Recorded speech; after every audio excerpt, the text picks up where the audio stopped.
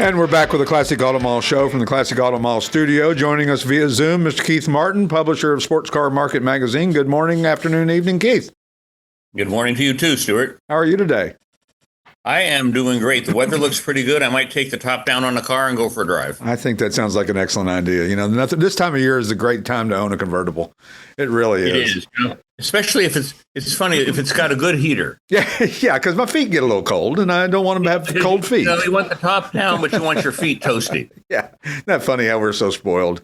You know, yeah. I tell you, back in the old days, they would have said you're just a bunch of crybabies, and you don't need heat for everything or air conditioning for everything. You'd have all those car blankets that they give away free at car shows that you never actually use. I know, but you know what's funny? We got some at Pebble Beach when we were there this year, and Kathy actually the other day we were driving somewhere, and she actually grabbed the blanket. Right? Weren't they free with your ticket? Well, with your ticket, yeah, which was $1,100 a ticket. So yes, they were free in all relative terms that they could be. She actually used the blanket in the car. She put it over her legs, and it was like, hey, we're actually using a blanket that we had in our car for ever. Yeah.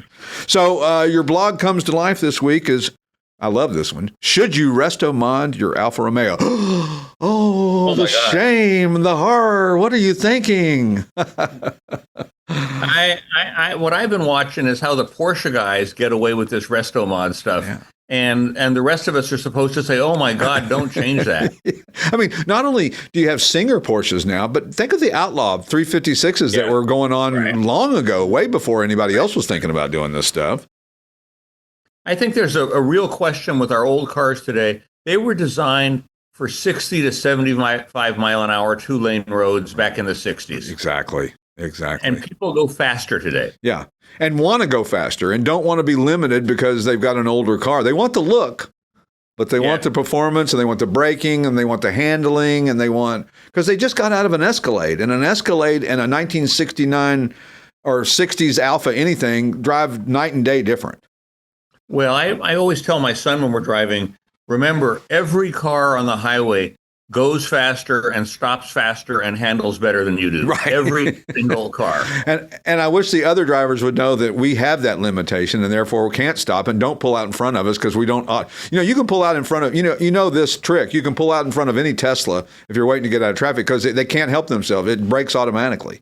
So the 69 Pontiac Bonneville convertible doesn't do that. It might take a half a mile to slow down. I think, Stuart, also, it's the reason that we go on old car tours, because if there's 10 or 15 of you that all have really crappy braking and handling together, it's like a flock, and there's safety in that number. Yeah, or a gaggle, maybe. It could be a gaggle. I think. Yeah, it absolutely can. So you owned and restored a 750 series Alfa Romeo Sprint Veloce, or Comfortavale. I won't even say that right, I'm sure. So had numbers matching engine and a correct tunnel case gearbox. What do you do? Do you want to make it better? I bought the car because it had all the right pieces. Right. Everything was original to the car, the motor, but those gearboxes and motors from that era are fragile. Right. And getting parts for them is really expensive. I mean, camshafts were $3,000 for that car. But it's a really good camshaft.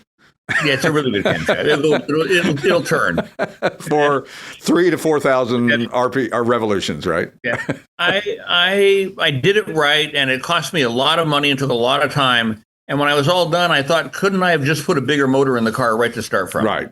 And put a 5-speed gearbox in it, because the 5-speed will slide right in where the 4-speed goes. And does value matter as much with originality in 60s Alphas versus a 69 Z28 Camaro? Yes, in the sense that if this is a numbers matching Veloce from that era, it's worth $1.50. Right. If it's a regular car that you slapped a bigger motor into, it's worth $60. And arguably more drivable, more enjoyable, less fearful that it's half the value. Well, where's the line that you go under or over there? If I were to do one again, I would buy a $40,000 or $50,000 improperly restored car and slap a big motor in it. Right. Something that you're not harming. It's already been the damage is done, so to speak. I wrote a column once, Stewart, that said, "Thank you for ruining my car." if the car comes to you and they've already swapped the motor out, right? then you're just going along for the ride. Yeah, well, it wasn't my fault. I didn't do it. I got proof. That guy did it, and but I'm going to take advantage of it now because use it. I get Resto-Mods. I do. It's also a personal thing. Like hot rods were back in the 30s and 40s and 50s and 60s. That it's a personalized thing that you want certain things to be on your car, and you want it to be a certain way, and you want it to do certain things. I understand that. And it's your own damn choice, right? If you want to take a whatever and make it a Resto-Mod, then that's your business. I think the only place you have to be thoughtful is if you have a car that's very correct and there aren't many of them. Right. You got a big high horsepower L88 Corvette. You obviously don't go put a 350 in it or something like that if you don't. And you also have to respect the rarity of the car. Well, and aren't we just stewards of all these cars anyway? I mean, yes and no, I guess. I think, they're passing through your hands. Right. the question is, it really is, when the word Resto-Mod is a little bit misleading because when we think about that, we think about Barrett-Jackson and all those multi-$100,000 transformational cars. What I'm really talking about here is putting a bigger motor, putting bigger brakes, putting a 5-speed with an overdrive instead of a 4-speed. So we're not talking about creating some kind of weird monster. Right. It's not going to have flames shooting out of it and big pipes coming out the back. But what you just brought up is interesting too, because a 4-speed 69 Dodge Charger really needs that fifth gear. It really needs something more. And most cars, whether they're foreign or domestic, 4 gears are not enough in the way the gearing was. And so you felt like it's, in fourth gear, the thing was going to just shake to death. Yeah. When I had that Mercedes 250C, we ended up swapping out the rear end from a diesel because it was so buzzy. Right. 60 miles an hour, the car felt like you were in a blender. And that's not the feeling that you'd like in a car, right? That's not something you're trying to achieve. In a lot of rallies today, there are long transits that are maybe 100 miles long and stuff. And you want to be able to go 80 miles an hour and chill. Yeah, because you also don't want to be the last guy who shows up, after dinner. Yeah. Right? Yeah.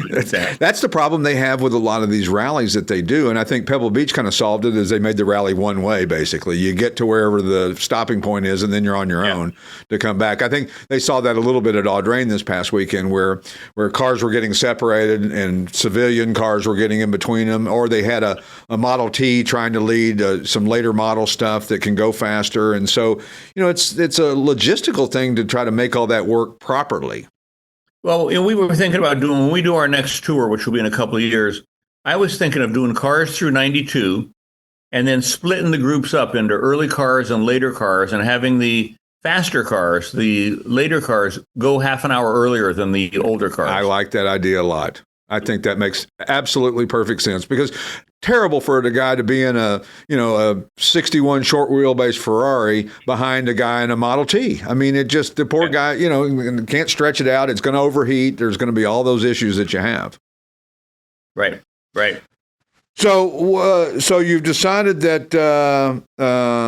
Have you gotten response on this blog that you've done on the Alpha? Quite a bit, and it really falls into 2 very black and white categories. Number 1 is don't touch it, leave it alone, and number 2 is do whatever the hell you want. Yeah, enjoy it and do whatever you want and be damned. Again, we're not talking about one-of-one cars. They built 400,000 Alfa 4-door sedans. Right. So there's not going to be a shortage of them anytime soon. No, right? I mean, they built 3,000 boat-tail Duettos. Right. And they're still, it's not like it's the last one there. Right. What you're doing is no different than if you have a 283 Chevy and you go to a 302 or a 350 right, or a 27. I mean, the manufacturers increase the size of the motors for a reason. Yeah, and especially if the original motor is long gone, then you can like as we were saying a minute ago, you can do what you want because there's no template. You'll never find that original motor again. Well, I would say never, but most likely that original motor is long. It's either in a junkyard or it's in something else, and it'll never be found and never see the light of day, and you'll never have a chance to get it back. So, what do you put in it then? Oh, obviously, why not put a little more power in it? Well, yeah, I also think that this is where pricing comes in, where if you've got the original motor and it's all correct, then it's worth X amount. Right. And if you don't have the original motor anymore, then it's worth Y amount. And I could have saved myself $50,000 by going to a non-original motor in my car. Absolutely, and probably enjoyed it just as much. Or more. Or more.